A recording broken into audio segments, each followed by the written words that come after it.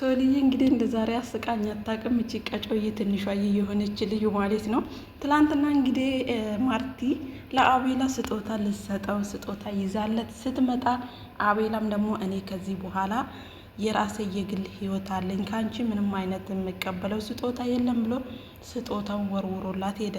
ከዛ ደግሞ ሶልዬ ውላ ሳታድር እኔ የምሰጥህ ስጦታ አለኝም፣ ስጦታውን የምሰጥህ ደግሞ ማርታ ፊት ነው፣ ማርታን ጥራልኝ ብላ እንግዲህ ማርቲን አስጠርታ፣ ማርቲም ደግሞ እንግዲህ ትላንትና ከተደረገባት ነገር ምንም ነገር ሳይመስላት አቤላ ሲጠራት እየከነፈች ስትመጣ ሶልዬ ያዘጋጀችው የኪሲንግ ስጦታ የትም ታይቶና ተሰምቶ የማይታወቅ ነው። አዎ ስጦታ ማለት ይሄ ነው። ከዛማ ስጦታውን ስትሰጠው አቤላም እንግዲህ ከንፎ የለበሰውን ጃኬት አውልቆ አከናነቧት ሶልዬ ማለት ነው። ይሄ ነው ፍቅር ጋይዝ፣ የምሬን ነው ይሄ ነው።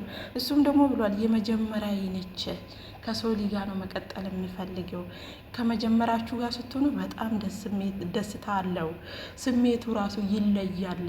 ስለዚህ እኔ ከማርታ ጋር መሆን አልፈልግም።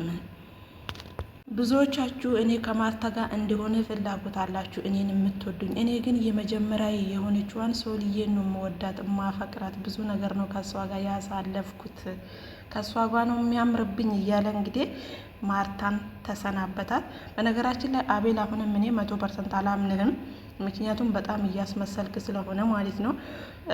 አይዶን ነው ብቻ ለኦዲየንስ ብለክ ሳይሆን አንተ ራስህን አሳምነህ እንዳልከው የመጀመሪያ ብዙ ነገር ከእሷ ጋር እንዳሳለፋችሁ ገና ጩጭ የሆናችሁ ነው ከሶሊ ጋር እየተገናኛችሁት ማለት ነው። ስለዚህ ፍቅር ደግሞ የመጀመሪያ ፍቅር የመሰለ ነገር የለም። ስለዚህ እዚች ጋር ማርቲን ጊዜሽን አታባክኚ፣ እንዲሁም ደግሞ ክብርሽን የሴትነትሽን ክብርሽን ዝቅ አታድርጊ። በቃ ከአክስትሽ ልጅ ከሄርሜላ ብዙ ትምህርት ትማሪያለሽ። እዚች ጋር መመላለስ ራሱ አይጠበቅብሽም። ገባሽ?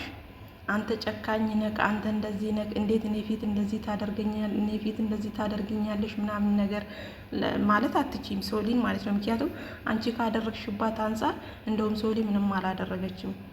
ስለዚህ ክብርሽን ጠብቀሽ አንቺ ባለሽበት ቁጭ፣ እነሱ ወደፊት